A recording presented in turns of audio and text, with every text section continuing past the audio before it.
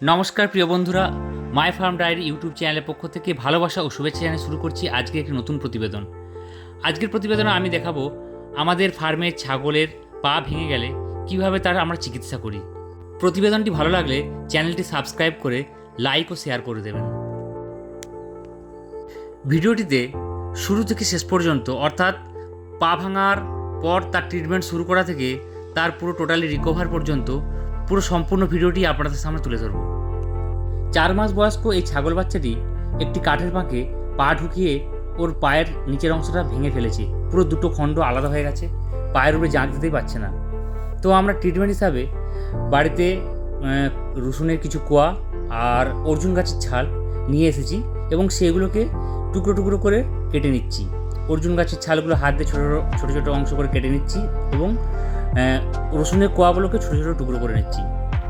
মিক্সিতে কিছুটা পরিমাণ জল দিয়ে সম্পূর্ণটা পেস্টের আকারে পুরো মিক্সিতে পিষে নেব, যাতে সম্পূর্ণ অংশটা একটা পেস্টের মতো হয়ে যায়।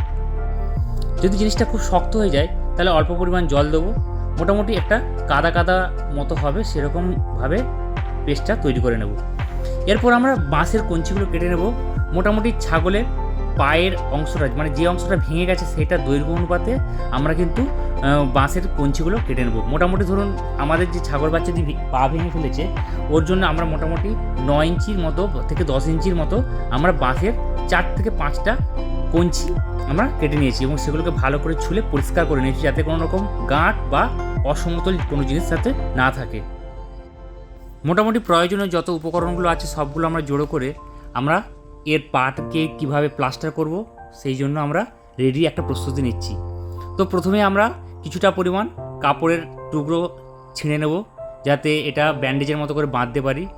তো যতই হোক এই সময় কিন্তু ছাগল বাচ্চাটির পায়ে অসহ্য যন্ত্রণা হচ্ছিল, মাঝে মাঝে কিন্তু ছাগল বাচ্চাটা খুব চিৎকার করে উঠছিল।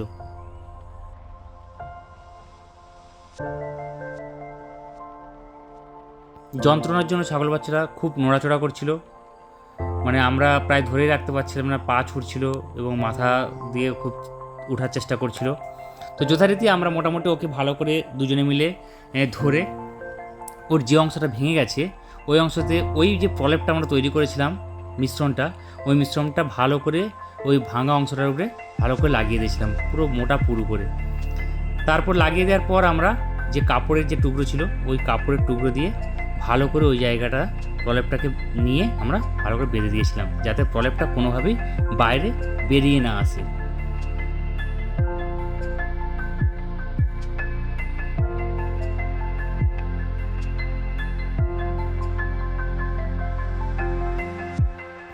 তবে বন্ধুরা, এই পা ভাঙার কেসটা কিন্তু এটা প্রথমবার নয়, এর আগেও কিন্তু আমাদের দুবার ছাগলের পা ভেঙে ফেলেছে, তাদেরকেও কিন্তু আমরা সেমভাবে ট্রিটমেন্ট করেছি এবং তারাও কিন্তু সেমভাবে ট্রিটমেন্ট করার পর রিকভার হয়ে গেছে। পায়ের যে ভাঙা অংশটা সেটা জোড়া লেগে গেছে এবং পুনরায় আগের মতোই কিন্তু চলাফেরা করতে পারছে।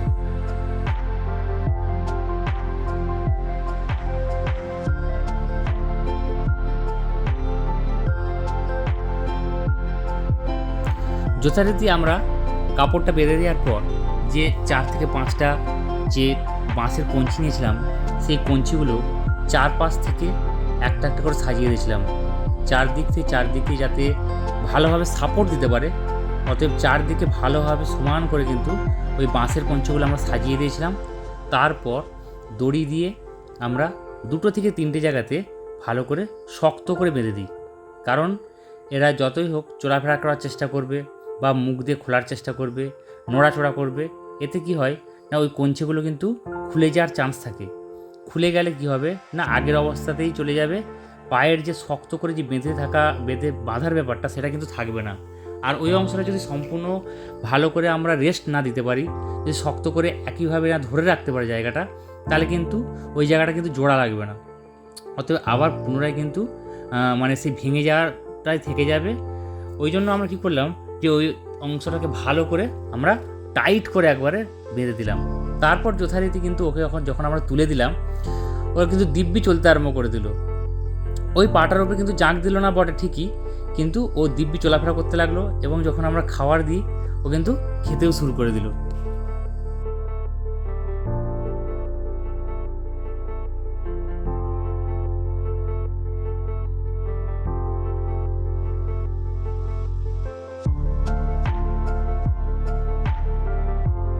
তো মোটামুটি পা ব্যান্ডেজ করার পরে আমরা একে এর ওরালি কিছু ট্রিটমেন্ট সেগুলো কিন্তু আমরা দিলাম। তো খাওয়ার ওষুধ হিসাবে আমরা কিন্তু ওকে ক্যালসিয়ামের জন্য, যেটা ক্যালসিমাস্ট গোল্ড যে একটা লিকুইড পাওয়া যায় জেল, তো সেই জেলটা আমরা মোটামুটি 5 ml করে দিলাম দিনে 2 বার করে। এর সাথে আমরা একটা ইন্টারভিটা NH বলে একটা যে আমাদের ভিটামিন আছে, ওই ভিটামিনটাকে 3 ml দিলাম, কারণ এর বডি ওয়েটটা খুব একটা বেশি নয়, সেই জন্য একে ভিটামিনটা 3 ml দিলাম। এর সাথে নিউরোকাইন প্লাস ভেট বলে যে একটা ওরালি যে একটা লিকুইড আছে, সেটাও একে আমরা 5 ml করে দিলাম। এবং ব্যথা বা যন্ত্রণা বা যাতে জ্বর না আসে সেই জন্য মেলোনেক্স জেট যে ট্যাবলেটটা হয়, সেই ট্যাবলেটটা আমরা 5 ভাগের 1 ভাগ দিলাম। এই ট্রিটমেন্টটা আমরা মোটামুটি কন্টিনিউ করে যাচ্ছি, কিন্তু ব্যথা ট্যাবলেটটা আমরা 2 দিন দিয়েছিলাম, তারপর আর দিইনি। মোটামুটি আমরা 3 দিন পর, 3 থেকে 4 দিন পর আমরা কিন্তু যে বেঁধে দিয়েছিলাম অংশটা, সেই অংশটা কিন্তু পুনরায় খুললাম। কারণ কি, ভেতরে যে প্রলেপটা ছিল সেই প্রলেপটা অনেকটা হার্ড হয়ে গেছে, সেই প্রলেপটা আস্তে আস্তে ছাড়িয়ে দিয়ে পুনরায় সেম একই রকম প্রলেপ আমরা তৈরি করেছিলাম, সেই প্রলেপটা কিন্তু আবার সেই একইভাবেই কিন্তু ওর পায়ে লাগিয়ে দিলাম। যদিও ওর পায়ে আগের মতো সেই ব্যথা বা যন্ত্রণাটা ছিল না, সেই জন্য আগের মতো ওর চেঁচামেচি বা চিৎকার বা লাফিয়ে পড়া যে ব্যাপারটা, সেটা কিন্তু ও করেনি, দিব্যি শান্তিতে শুয়েছিল। আমরা আস্তে আস্তে আগের প্রলেপটা তুলে দিয়ে নতুন করে এই প্রলেপটা কিন্তু লাগিয়ে দিলাম।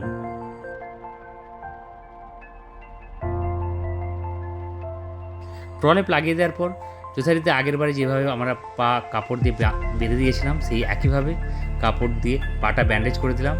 ব্যান্ডেজ করে দিয়ে তারপর কাঠিগুলো যেভাবে বেঁধেছিলাম সেই কাঠিগুলো দিয়ে আবার সেই শক্ত করে বেঁধে দড়ি দিয়ে মজবুত করে বেঁধে দিলাম, যাতে ও খুলতে না পারে।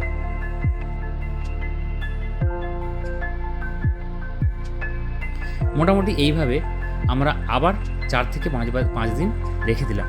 মোটামুটি আমরা 21 দিন আমরা একে এইভাবে বেঁধে রেখেছি এবং 3 বার আমরা এটা খুলেছিলাম, খুলে আবার প্রলেপ দিয়ে আবার লাগিয়ে দিয়ে শক্ত করে দড়ি দিয়ে কাঠি দিয়ে বেঁধে দিয়েছিলাম।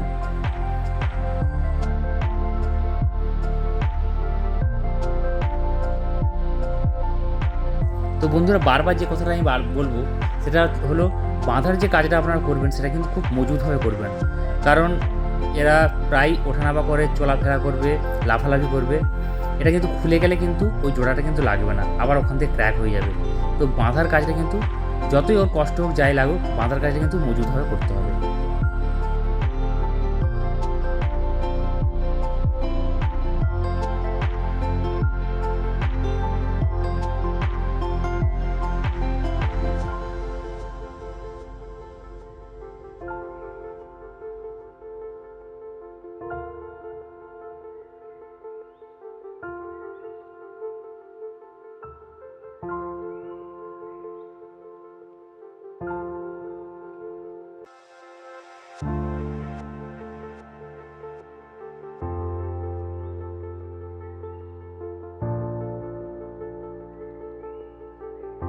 বন্ধুরা, 21 দিন আমরা সম্পূর্ণ বেঁধে রাখার পর এবং যে ট্রিটমেন্টগুলো দিয়েছিলাম সেগুলো দেওয়ার পর আমরা কিন্তু এর পাটা খুলে দিয়েছি।